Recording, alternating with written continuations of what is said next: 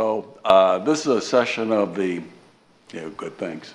This is a session of the PZV board sitting as the local planning board. And so that I want to declare it to in session. And first off, make sure everybody silences your electronic devices because they tend to go off. And I've got mine, but it still may go off. Anyway, I'd like to have Pledge of Allegiance first. I pledge allegiance to the flag of the United States of America and to the republic for which it stands, one nation, under God, indivisible, with liberty and justice for all. Okay, thank you. Liz, can you do a roll call? Yes, sir. Dave Crawford. Here. Matt Hutmaker. Here. Terry Bowman. Here. Okay. Do I have a motion to approve the prior minutes of the LPA? I will make a motion to approve the previous minutes. Okay, do I have a second? Are there minutes? Of minutes, They're, of the minutes. they were a long time ago, right? Yeah. Okay, yes. A long time ago. I approve, I second that motion. Okay, all in favor of aye? Aye. Thank you. Okay, let's see, agenda items is one, and it's a discussion about the comprehensive plan update for the town of Indian River Shores. And Jim, would you lead us through that presentation and discussion? Yes, thank you, Mr. Chair and Board. Again, noting that the PZV, sorry I said Board, but the PZV sitting here as the local planning agency. So the town has a comprehensive plan as part of requirements under Florida statute, generally Chapter 163. The comprehensive plan really covers a wide variety of items that address certain topics that we'll go through. There are a number of items that I want to address preliminarily before actually going into the plan, which is just a little more of a recent history of what has occurred. This may seem eerily similar to a proceeding that we had last year when this board sat as the LPA and reviewed the EAR-based amendments, proposed amendments to the comprehensive plan based on the time frame. During that period of time, the legislature passed Senate Bill 180. Senate Bill 180 addressed a number of items that had a practical effect on comprehensive plans. I will say generally that the result of Senate Bill 180 was to require political subdivisions, counties, municipalities like ours who are required to do comprehensive plans to, for lack of a better way to put it, soften the language of directives whereby those goals, aspirational or otherwise, in the comprehensive plans and the outlines were less restrictive as it relates to private property rights. So many of the changes that we saw really just dealt with, perhaps an example might be going from shall to should. And I use that as a gross oversimplification. The comprehensive plan itself has a number of amendments, and these are codified through ordinance. We do have an ordinance drafted and pending first reading tomorrow, and it's ordinance number 594. And I will just briefly go over the elements within the comprehensive plan, and then we'll turn back to some additional comments and any questions. One of the elements in the comprehensive plan it designates items related to future land use, and that's very, very important. It's interesting because while some may say for areas that are largely undeveloped, it's more important, but for our area, which is, I would say, fundamentally built out to some extent, it actually has a heightened importance in some way because we have this finite amount of property and land within our community, and we want to make sure that the general distribution and location of land use items has an appropriate balance. Make sure that the communities are well placed relative to the environment and services and level of service, and we'll talk about that in a little bit, but also making sure that the development plans and the development patterns are done with some sort of conscious intent that is consistent with the overall character of the town. Generally, future land use should allow for real estate markets to provide adequate choices, and that sort of circles back to our finite build-out existence as we are here right now. We do know that there are a couple of pieces of land, larger pieces of land, and certainly if you look around, there are some vacant properties and lots that have not been built on. But it's important that we consider in our future land use both permanent and seasonal residents, because that's a very big part of our population. And though we have limited businesses, we have to contemplate things like zoning and so on relative to what businesses might come in here and the types of businesses that may be allowed. I'll note, just for example, that we recently had to address as a statutory requirement, laying out a process for essentially sober homes to be authorized within the town. That's a statutory legislative requirement from the state that may or may not be consistent with the general ideas, but that has to be allowed for because of the state statute. One of the things that we always consider in our comprehensive plan updates are making sure that whatever legislation has changed from year to year is addressed at the time that that update is done. That's primarily the goal of the EAR report, but in this particular case, it was a little broader because many of those changes are narrow that we see. We get those statutory changes. It may not affect future land use. It may not affect infrastructure. It just may be very narrow, but SB 180 affected a lot, though again, not to spoil the end, as I noted earlier, the substance of the comprehensive plan didn't really change that much from what you saw previously. It was just related to the language and compliance with SB 180. I'll also note another element is transportation, and transportation is very interesting and unique here because we're on a barrier island, we have some offshoot spokes, but we have a single road, main road that transits through the town, the only road that really transits through the town that is not controlled at all by the town, and that's of course State Road A1A.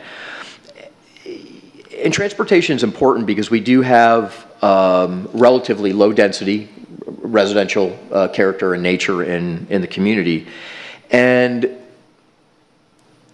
really I'd say almost exclusively transportation in and out of town is through private mode. And again, given the limited ingress and egress to the barrier island, we do have to consider, and these all kind of tie together, future land use, how that affects transportation, how that affects population, and how that could eventually project to requirements for evacuations from the barrier island and things like that. We're very unique in this regard because we are a barrier island in that we have certain challenges relative to, evacuations, and that's not just, say, a low-lying road that we know exists that's flooding that we can go around. In the end, either you're going to go to Melbourne on A1A if you can't get over the bridges, you're going to go south, to Fort Pierce, but we do have to, consider transportation in our comprehensive plan element. Also, we have housing, and again, all these things tend to tie together. Hopefully, they tie together, and a future land use element relative to housing has to facilitate, development. In our particular case, it's really redevelopment and what might be happening with homes. Also, as far as maintenance and affordability. And affordability, of course, is relative depending on location, and that's a kind of a stalwart of real estate. That being said, I think it's important for our town to recognize that factor, because what we've seen in areas concurrent with ours, whether you get over the bridge and you go into Brevard, into some of those areas in Melbourne, or you head just south of us, is what really is the inevitable process of the older homes being purchased, raised, and quite often, noticeably, you might have a house that's been here since the 60s or 70s. It's your standard 3-2, and it's raised, and then suddenly a 4,000 square foot, two-story home goes up to, lot line limits and so on. So, again, the future land use and the housing all does tie in together. I want to mention briefly public facilities and capital improvements. Before you move on, I just have a Yeah. question. When I was reading the long document, that 98-pager in there, it had, and I think it was from Florida versus the town, but it had something in there about future new houses must have like 5 acres. And I was like, I don't know how many places we have 5 acres here. And, most places have, vacant land that's already approved, but then, the house isn't on it and it's a half acre or whatever. Is that something that is considered in, in the future, like if somebody wants to, I don't know, drain a mangrove, that's about the only place you're going to find 5 acres. But I saw that in there and I was like, well, I'm just wondering where that came from. Is it Florida or us? Two things. First, I think it's important that we consider this comprehensive plan as the highest level, least detailed document that really we could put together. But to your point, there are building projects, usually single-family home projects, that do go through the process of DEP, St. John's, Army Corps of Engineer, to take otherwise undeveloped wetlands, Right. go through the application process, develop those, and then mitigate them, elsewhere. But I think you will see the opportunities for that become much more limited because they have been, those areas that have that ability, they're starting to be developed, or they already are They're developed. literally drying up. Yes, yes. Point well taken. Yeah, I mean, I was just wondering, how the zone, the direction of it, that's all. And just for the benefit, again, as Mr. Harpring said, this is the highest sort of constitutional view. Let's plan for anything that could happen with a focus. It's always possible the town could annex land.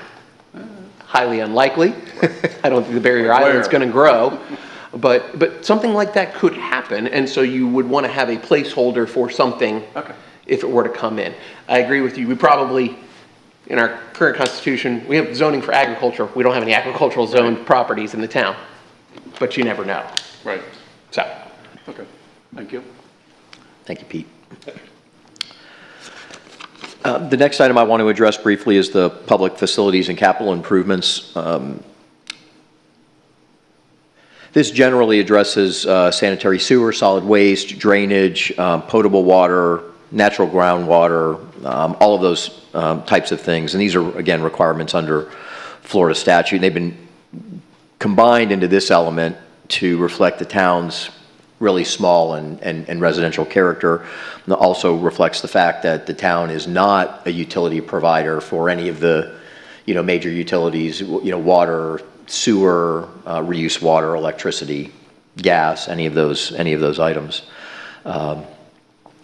We are aware that our water utility services all come through the city of Vero Beach, and what the goal generally contemplates is to try to have principles for construction, extension, and increase in the capacities of these types of facilities.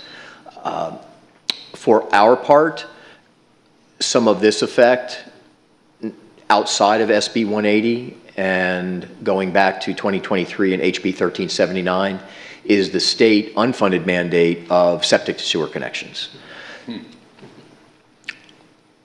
I mention that because it's happening right now in the town, and of course in other areas. I will proffer that as we get closer to 2030, which is the implementation date, there will be, absent some substantial legislative change, there will be a fair amount of last-minute push to try to get compliance. The town is fairly fortunate because of our numbers, which are, in terms of properties that have to be compliant, are less than 150. We do note this, though, because it is part of not only the general idea of the town to address the lagoon and water quality and things, but it's part of our 5-year capital improvement program as well. Onto coastal management, again, this is important because we want to balance all of the factors that bring people here. That's a lot of it's the beach, the lagoon, and so on. But as to the coast, we do have very important interests in preserving the coastal areas. I know that everyone here on this board is familiar with the long fight to get critical erosion designation from FDP for this area. And now that we have that, I'm not saying it's a be-all or the end-all, but that designation places the town in a little better position as it relates to post-storm surveys, evaluations, recovery, funding, and things like that. Similarly, conservation, it's a very broad umbrella, but we seek to provide for preservation and use of our natural resources in the town. Recreation and open space, while we do have a fair amount of open space, obviously the beach, the town does not have parks in the traditional sense. Our beach access on Beachcomber Lane is considered a park, but we don't have ball fields or tennis or pickleball. Is that a bad word? Everybody looked up when I said pickleball. No, I'm just kidding. They tried. So again, that's an important factor, and then as we go to the final few elements, we have intergovernmental coordination. This is obviously very important because we do not provide all or any utility services. One is through a private provider, FPL, which we maintain regular contact with. As well as our partners to the north and to the south and, to the west, as it were. And that's critically important because at least in my experience here in the county in a variety of different public service roles, intergovernmental coordination is critical. The ability to be able to pick up the phone and call someone at another government, at another agency, at another law enforcement agency, fire agency, emergency agency is critically important. I'll note two things. One, we have the current septic to sewer program that's going on. It's an intergovernmental agreement between the town and the city. That is directly related to the requirements of HB 1379, which I mentioned before, which of course is part of the comprehensive plan in terms of lagoon preservation and the goal to get all of the residents off of septic systems who reside in the town. We also have a anchoring limitation area project. We refer to it as the ALA. That generates from a state law that allows counties and their associated municipalities to take part in an anchoring limitation area project, which designates a particular area where vessels can anchor. And it puts restrictions or limitations on the timeframes in which they can anchor in that location. And by that I mean, I don't mean from 9 to 5, I mean like from May 1st to, May 30th. The goal is to address derelict vessels, essentially, of which we have had our share in town. So I point those things out as very good examples. Of course, the town is replete with ILAs, interlocal agreements, MOUs, memorandums of understanding with every, public service entity, whether it's, the state, local entities for mutual aid. Also, and consistent with SB 180, our building official has already engaged in discussions with the county about mutual aid relative to building department functions, permitting, things like that, post-storms or post-natural emergencies, so that we can, get people going and not have people have to be delayed if they, need to get permits and inspections and things like that. Jim, before you, Yes, Ms. Bell. before you move on, I had a question on the anchoring limitation area. This may be sort of beyond this meeting, but was there, why would we want to designate our waters as an anchoring area?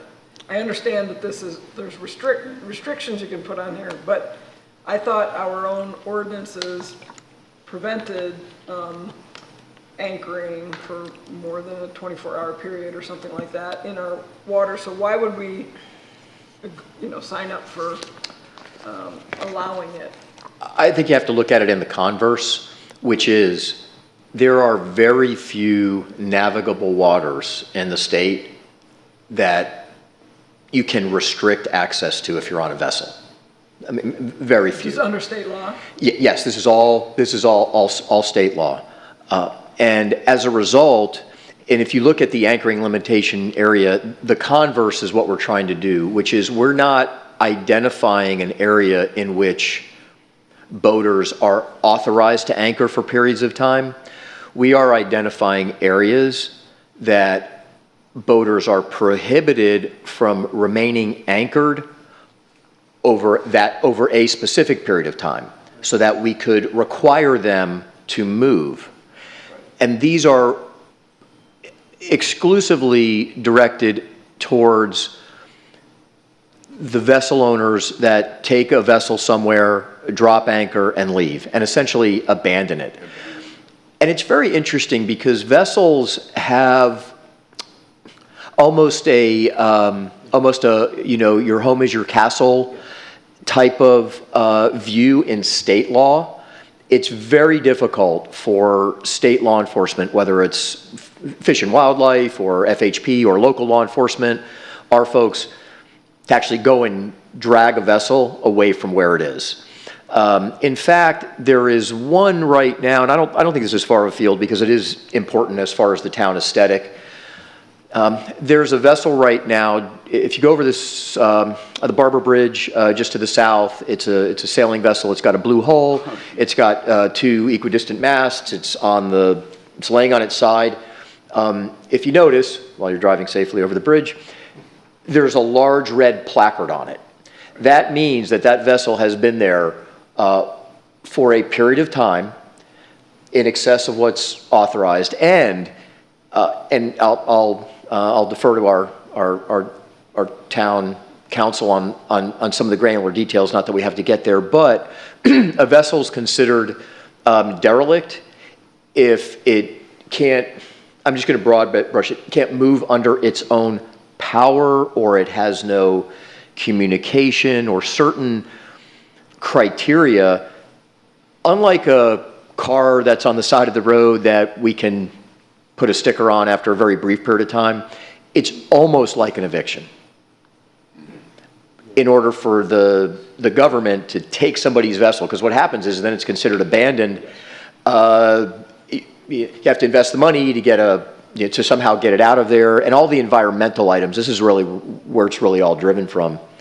You can drag a boat out anywhere, but sailing vessels, motor vessels, everything's got fuel, fluid, toxic materials on it, whatever it happens to be. So getting those vessels out is not always the easiest thing. So, and actually circling back relative to this, in that intergovernmental cooperation piece, the county went to the municipalities. They said, listen, give us your areas that you think you have a concern about. And there's a lot of areas here in the town jurisdiction that I would have no concern about, because the draft is so shallow that you're not, at best you're going to abandon a canoe, because it's just, you just can't get there. So we identified through public safety areas of navigable waters about which we had seen, vessels anchored for a period of time. And I'll be happy, in fact, after this meeting, if Liz will remind me, I will email you the anchoring limitation area map. We are still actually going through the process. There are 3 properties that have some submerged lands, private properties that we're seeking, waivers from, that so we can enforce the ALAs, which I think all those property owners would be very happy for us to, mark and drag off a derelict vessel. So that's why I say look at it in the converse, and that we're not telling people this is where you can. We're actually telling them this is where you can't do these things, which is anchor for an extended period of time if your vessel is not seaworthy or otherwise. Okay, thank you. It's a bigger problem for Vero, because the boats that I know that are abandoned are just over our line, and they're tucked in a main. I mean, as an aside, over the last, I know Pizza Native, I've been here for, 30 plus years, 37 years. The volume of vessels that are just anchored in that particular area that are not on paid moorings through the city has exponentially grown, I want to say just over the last 5 years. I would agree with that. And keep in mind, again, we're balancing not just state legislation, but hundreds of years of federal and international law related to navigable waters. Certainly, probably everybody's familiar with what's going on the other side of the world with navigable waters in a much more restricted fashion. Should you want to see an example, back to your point, without an anchoring limitation area, there's virtually no enforcement to be able to not only make a vessel move if it's been there 6 months or 6 years, but also, quite frankly, to Mr. Harpen's point, to be able to remove it. And I'll just briefly, 2 examples. One, I would invite any of you to travel to Fort Pierce and take either, there's the new bridge now, if you were to go over, it's wonderful, safe, it's open and available. It will help certainly if we had evacuation issues. But if you were to look south, across the inlet to the area closer to the other bridge, what's referred to as the South Barrier Island Bridge or the South Bridge, there may not be now, because we're now getting in the season where these boats now travel other places. They've done their safe harbor for the year. But from approximately January 1st until probably the beginning of this month, I would assume there's anywhere between 30 and 50 catamarans and sailboats anchored right off the beach, right outside of the channel. And because they're not in an anchoring limitation established area, there's nothing short of an incident happening that anybody can do to make these vessels move or otherwise get out of the way. Of course, there's an aesthetic aspect to that too, but of course there's a safety issue, because the second part I wanted to mention is removing these, if they have to be removed by an agency, DEP, FWC, whoever, I would say the standard basic cost for removing a derelict vessel is at least $30,000. And typically it's anywhere double or triple of that if there are fluids, because again, they've got to float it, they've got to boom it, they've got to make sure stuff. So all of this plays into many of these other elements, goals, and parts of the city. But to Jim's point, we're working on it. It will take collaboration with other entities, because like you just said, we could establish this and right on the other side of the fence, we could have 50 of them. So just for what that's worth. Why are these a problem if they're outside the channel? If they're outside the if they're channel. outside the channel, Yeah. Generally speaking, there isn't a problem. But again, a derelict anything, Unless it car, catches on vehicle, fire. or starts to list. We are now in hurricane season in 4 days. If you look at any pictures from the 04, 05 hurricane seasons, you will see, and some of which ended up staying in the water, particularly up north, closer to Sebastian, for better part of a decade. There were certainly vessels that remained in there. So again, part of this is, to your point, creating a framework to be able to protect the environment and the property owners, the stakeholders. So that's all I wanted to add. Yeah, and also I think, I mean, it is important for the aesthetic of our town, being on the water close to the Vero Beach line. I do worry that those boats are going to creep north. Sure. And I have witnessed the problem with where we are with anchoring is that there's very little place to get on. You have to go all the way basically to Vero Beach to get to land. Yes. But what I personally witnessed was essentially trespassing from a boat that had anchored, and they just try to go to what they think is an occupied home or an empty lot, and they come on board, on land in town, and that, that's not right. And also, there's no place to pump out. I've also seen, basically evidence that some boat just dumped their black water tank. It's happened several times. So, it is important, in my view, to protect that aesthetic. We don't have, marinas. We don't have any services for boaters. There's no easy way for them to get onto land from where we are. So that's a helpful explanation for the reasons for that. I just hope that it doesn't encourage people to anchor to the limits. And actually, our enforcement plan is really monitoring and then education, communication and encouragement if we do have those issues. We're very fortunate because we do have personnel on the water in our community regularly, and but it is an issue. Interestingly, this segues into just one of the last topics I want to mention before I briefly run through the PowerPoint and then turn it over to the members, which is property rights. Many of the changes from SB 180 were directed towards softening restrictions on the use of private property and the manner in which it's used. And the overall, again, on this higher level piece in the comp plan, the overall goal for property rights elements is just to really ensure that what we're doing is consistent with, first, of course, constitutionally, judicially, and legally protected property rights, and then also consistent, as you noted, with really the aesthetic of the town and where the town wants to be. I want to very briefly go through, and that was a fair amount of substance on some of these topics, but I just want to briefly go through the PowerPoint, and I won't belabor anything in here, but I do want to again note that the comprehensive plan derives from Chapter 163, state statute requirements, unfunded mandate. Sorry, I think that was the second time I said that today. And that should all, hopefully, in the micro, be reflected in our town land development code and our associated town ordinances.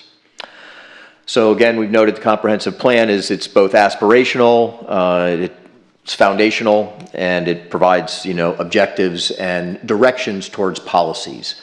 And for us, policies are important, though the genesis of those policies into ordinances or directives through resolutions really effectuate what is the result of everything that occurs. We're looking out now towards 2045, and again, these will be the elements that we are talking about and that we covered.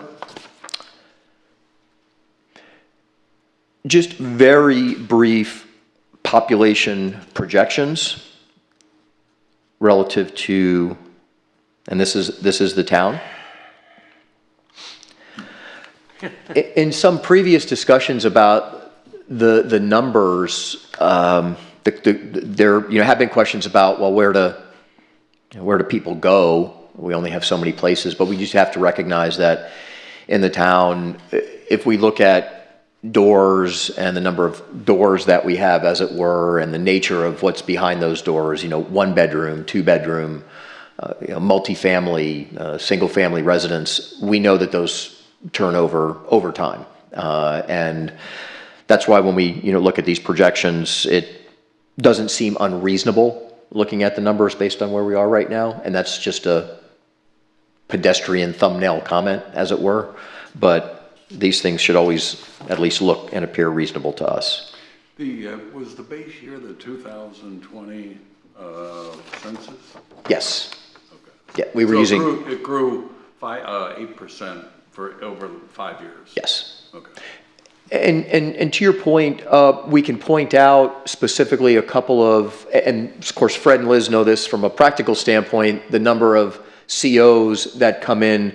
We've had Surf's Edge, The Strand, Blue, which were more multifamily, as it were, with some exceptions. So that's sometimes where you can sort of point to some of those spikes. Okay. So again, on transportation, we have we have very little options, because first it's Florida, and everybody in Florida has a car.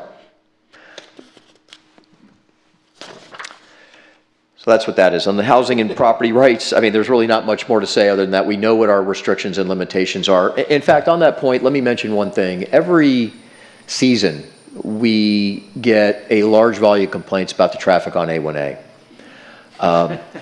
Everyone here that gets those complaints drives to work here. We also have to leave work during those hours. We completely understand.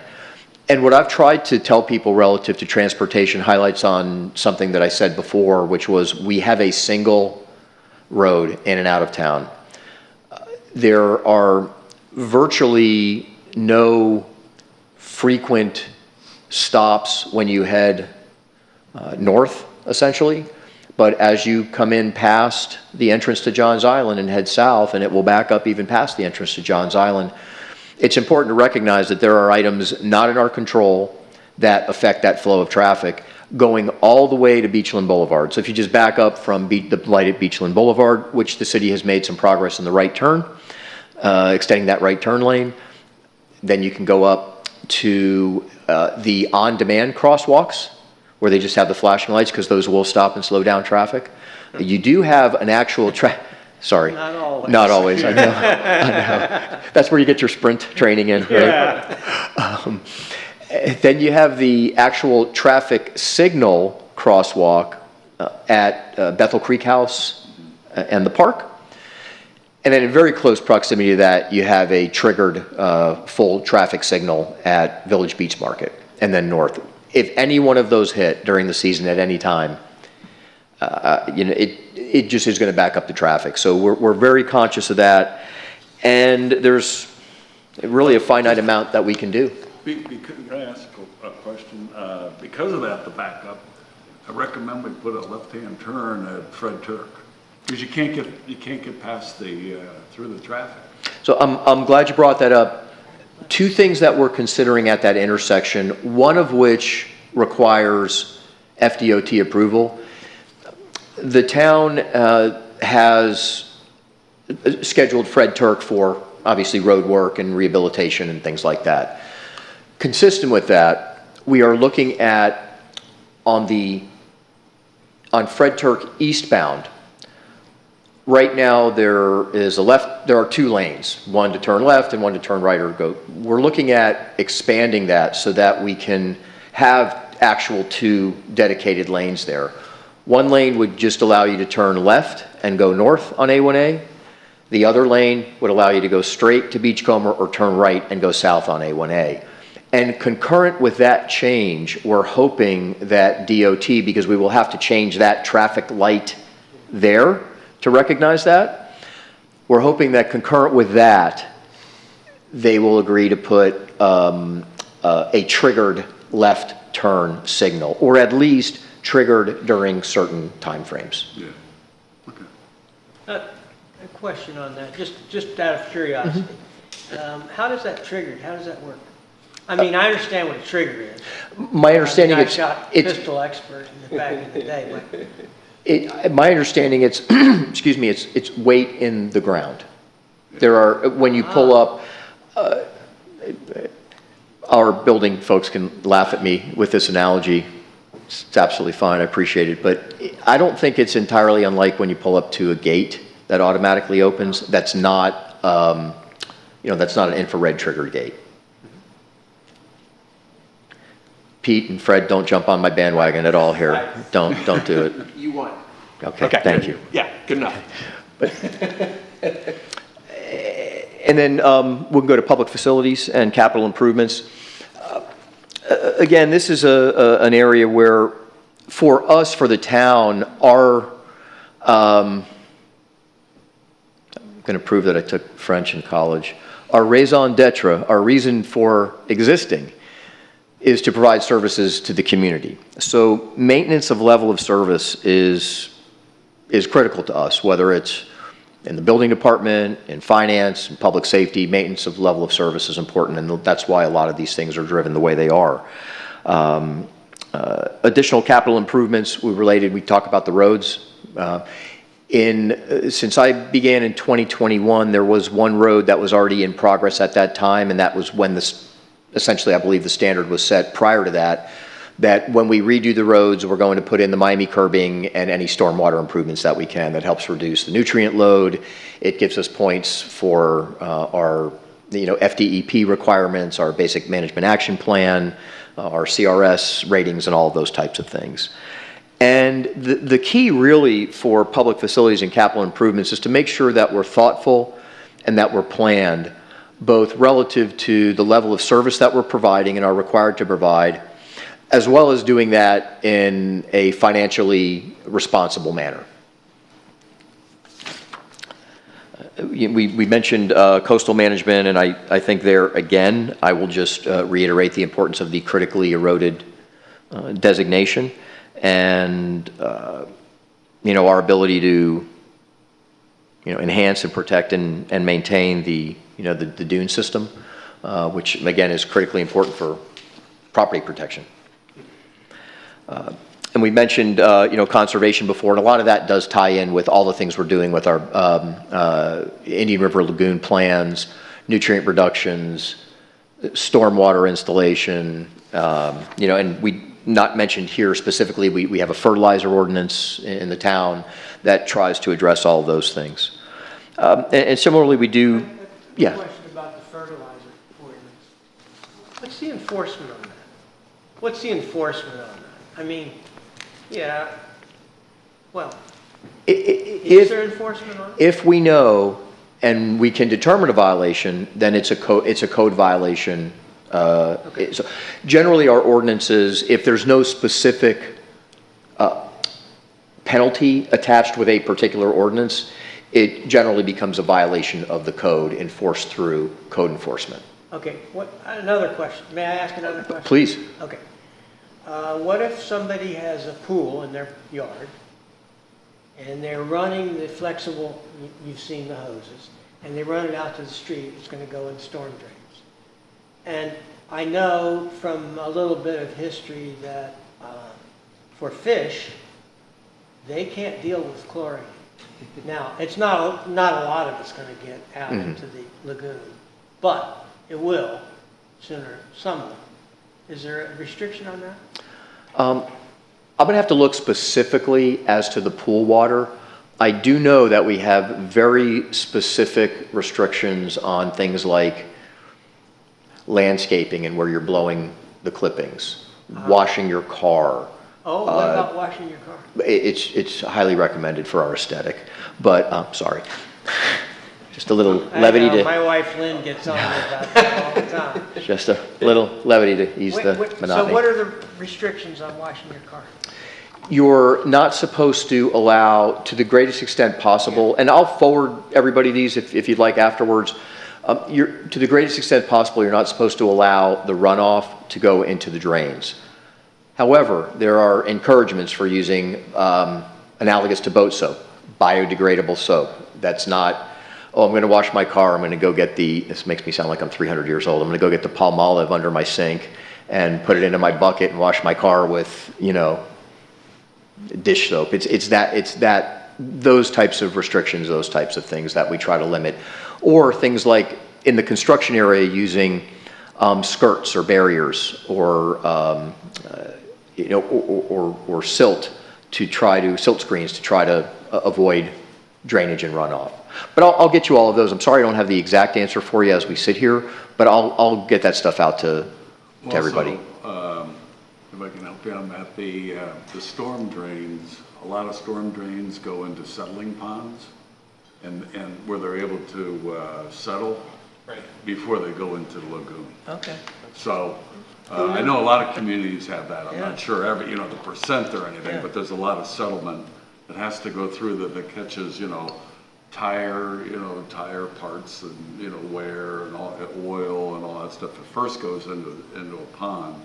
And then, the early warning is if you see the fish die, that's, you polluted it some way. Or Yeah. it was really hot, and the other way fish die is that it rains really hard, and the temperature inversion, oxygen affects the fish and they die. So there's two ways you can monitor that. And as to the runoff, the town does have, we've been installing baffle boxes, which are systems that filter out the chunks, sediments, and things like that. And we have through our MS4, that's our municipal stormwater permitting process and regulations, we have a routine schedule where we go out, we have those cleaned out and maintained and things like that. Again, I note relative to recreation and open space, what we have is definitely finite and limited. And then this again just noted the intergovernmental coordination with our partners.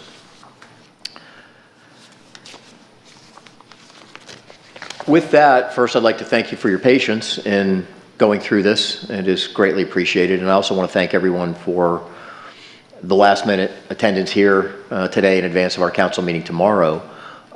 At this time, I would like to open it up to any discussion or comment, and eventually at the end, I believe we'll just be taking a roll call for a recommendation.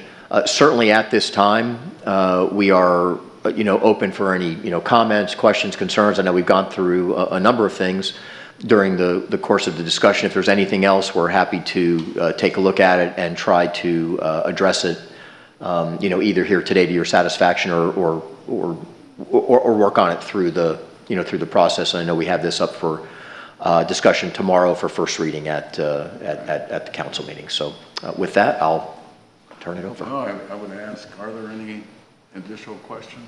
We kind of asked questions during it, but are there any additional? I have one general question, Sure. okay?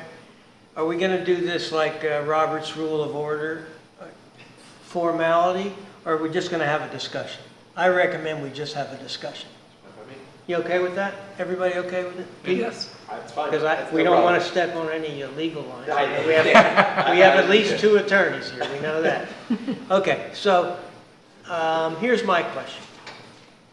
We talk about affordable housing, and I would make a statement, and I have looked at this. I looked at Zillow, and I didn't go as far as ChatGPT, but I did go to Google, and the lowest price housing in Indian River Shores is a one-bedroom condo at about $200,000. I hope that doesn't insult anybody. I don't think anybody here lives in that condo.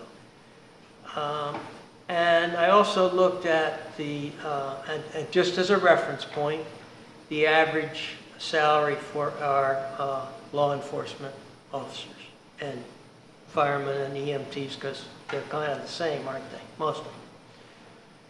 And that's about 75,000. So if you use a rule of thumb, and you take 75,000, and you multiply by 2.5, it would be an affordable house for that person, assuming there's just the one income, but who knows. So you're talking about roughly $200,000. And there's no housing for $200,000 that a young family could afford. And we make comments about affordable housing, but we haven't done anything. And it's just like regulations and rules and laws. You can have them, but like you said about the fertilizer runoff, if you don't know about it, you don't enforce it. Well, this we do know about it. So I'm surfacing this right now. We did Surf's Edge, and I've read the article in 32963 about what a bonanza Surf's Edge was for the developers that built that project. They made phenomenal money on that $6 million initial investment. And also, the homeowners that bought first, there's a few that have sold, and they made a lot of money too because property values have been going up. And so we can't go back, we can never go back and change history. We can only look ahead. But I was here when we approved Surf's Edge, and we should have at least had a discussion about the contract, the developers putting in some affordable housing. Whatever, it might be lip service, it might be 2 units, it might be 4, but they should have done it. And I know I previously lived in Maryland, in Montgomery County, Maryland, which is an affluent county, but then Indian River Shores is also very affluent. And when they had a architecturally awarded development there, and they had affordable housing. They had, in fact, it was rental housing that, and it was apartments in it. And all I can say is, there's nothing wrong with that. And for working level people, and I use the police, and that's an okay salary. I have no complaints about what the police are being paid. They may. And I did see that they are better paid than some of the other police officers and sheriff's deputies around. But just in general, in the United States and in Florida, at least this part of Florida, there's a shortfall of affordable housing. So we can talk about it, and I would say for the future, as long as I'm on the Planning and Zoning Board, if somebody comes in with the next blue or whatever, we at least should discuss affordable housing. And we're not going to jam it down anybody's throat, but we should at least discuss it. And I would like to see some more words in here about it. But I can't, obviously. We're under the gun because this is going to the A team tomorrow. So that's all I have to say. Thank you. Okay. I just had a question as sort of a general matter. Do any of the changes or up to, in this update allow for conversion of any sort of residentially zoned property to some other use? Because that's, as a general matter, I was curious about that. The comp plan itself doesn't act to preclude, excuse me, doesn't act to preclude something like that at all. I apologize. It was the yard work yesterday. So it does not act to preclude? No, in other words, the comp plan doesn't say anywhere you shall not, you should not, you may not, it's not a good idea to, and then add your proposition about rezoning something or changing it. That is much more, I think on one view, that's more, the ability to do that is consistent with Mr. Hutmaker's comments, but that is more of a narrow actual zoning question, so that if it were before a determinative body, if it came before the PZV and then to the town council for a rezoning, where someone, say, had, you know, a home and they wanted to put 3 townhomes there or something like that, just they wanted to change the character of it from single family, that's more of an operational activity at the actual day-to-day level here with the PZV or the town. There's nothing in the comprehensive plan that addresses that conceptually at all.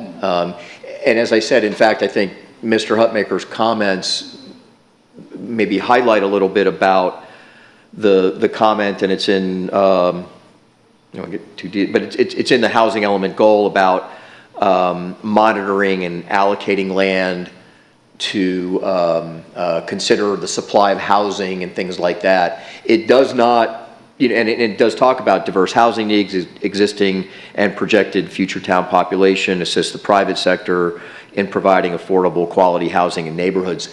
That would actually preclude us from prohibiting that. In other words, I think that's in the affirmative. There's nothing in the comp plan that would say you should not, cannot, or it's not a good idea, or it's not in the town plans to change the character of zoning in one way or another. I think that's more of a, like a legislative decision as opposed to a constitutional comp plan type of consideration. So, let's assume that there is a wealthy person and they have a beachfront house, and it's not in Johns Island or Bermuda Bay or any of the gated communities, but they're in Indian River Shores. And I'm not sure any actually exists, but we'll assume that it does. And they feel that they want to do something for the downtrodden.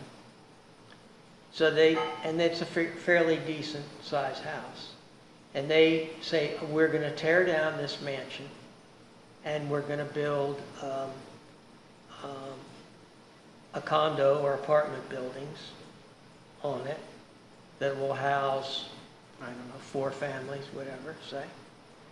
And so they then, based on that, they could come to the board and make that presentation, or their heirs maybe, because they put it in their will probably. They could come to the board and make that proposal, which may not exactly fit with what we normally do, but we could be able to do waivers, I think. Especially considering the fact that we do have those words in this. And I'll defer on the legal part of it, Yeah. but I think that scenario is the type of scenario that I suggested relative to someone coming in, depending on what the zoning is, what did they want to build within that zoning? Is multifamily authorized within that particular zoning area where the house is at that particular moment? Then, if it is, then that's the process where you come before the legislative bodies. I own this home, it's in a residential zoning district, I would like to tear it down, here's my conceptual plans for a multifamily, townhomes or condos or whatever. I would like you to change the zoning for that. And then that's the question. And there's nothing in here as the conceptual guide for the town that says that we shouldn't do that, or you can't do that, or it's a bad idea to do that, or you can't even go through the process to ask. The process is there to ask, and nothing in the comp plan changes that process. Okay, so that That was my follow-up. One minor qualification. Okay. So just keep in mind what the comp plan is, and it's much like a charter, right? Or constitution. And each city or county, there's 67 counties in Florida, and there's a little over 400 cities. And all of them are required to have, well, they're strongly encouraged to have a comprehensive plan. I don't know of any that don't at this point in time. This all goes back to the 70s, Florida's boom, and kind of laying a groundwork with, okay, the Comprehensive Planning Act. And so each one of us, Indian River County has one, we have one, Bureau has a comprehensive plan with all these different elements. Each one of us is different. You might imagine Fort Lauderdale's looks very different from Indian River Shores, looks very different from Bluntstown. Okay. And so, for example, of all of these elements, you know, there's things that would never be in our comp plan, like an airport versus City of Vero Beach. But to your finite question on zoning and land use, you have future land use categories, and those are very broad: commercial, industrial, agricultural, single, residential, right? And within those categories, you then have multiple zoning uses. So for example, if we had agriculture, it typically wouldn't allow you to put an industrial use. I always use very extreme examples, but you wouldn't be able to put in a tire manufacturing industrial facility on a agriculturally future category. So the big category, one of those zonings would not allow. Then within that, to Mr. Harping's point, if within that category, residential, as a broader category, the property, to your example, was zoned residential, but it was a future land use of residential, and it was specifically zoned single family, right? If then somebody came in and said, I wanted to put in multifamily, that's a different zoning. So in that example, they would have to come in, seek the town's permission to be able to rezone the property still within that allowed category, right? Residential overall, but from a less dense to a more dense. And then, again, that becomes an evaluation of whether that's within the character, conformance, harmony of the town. So from a broad brush, something like, a convenience store in the middle of a subdivision would be at odds with the comprehensive plan and just would be a per se unable to do. Unless, again, all of this is legislative, you could come back and modify the comprehensive plan and say, in our residential category, we're going to allow convenience stores. So the idea behind all of this is supposed to be a very fixed document. It typically is never really addressed, but we had to because of these state mandates. The typical way it's evaluated and addressed is through that EAR process, the evaluation and appraisal report that's done.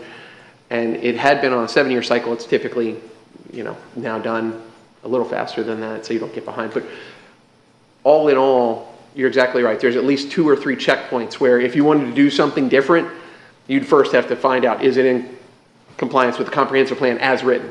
If it is, and Fred does this, his office does, we do this collectively. The next step, okay, we're past that. Mr. Applicant, Mrs. Applicant, what would you like to do? Oh, it's a zoning change. Or it's not a zoning change, but you want to use the property for something different as a use within the same sub.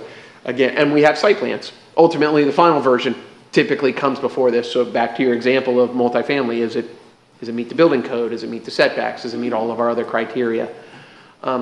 So that's sort of the rubric of how you look at what these different documents do. And again, we're at a very high level. I want to mention that this will go to the town council tomorrow for first reading.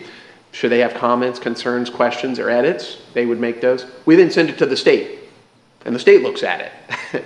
And then we get it back, and assuming there's no problem from the state. But they have, over this last 2 years, been much more active.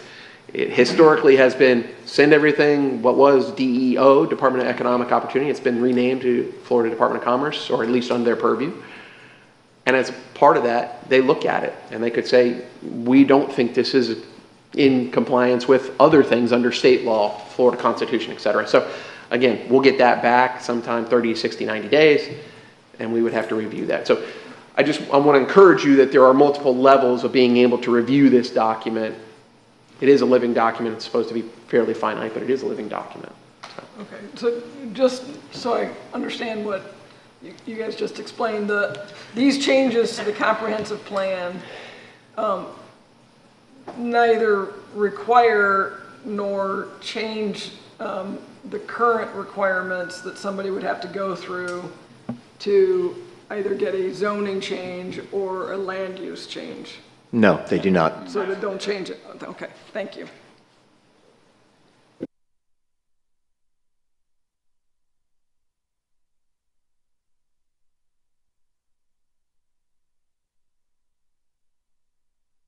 Okay, nothing's firm about that.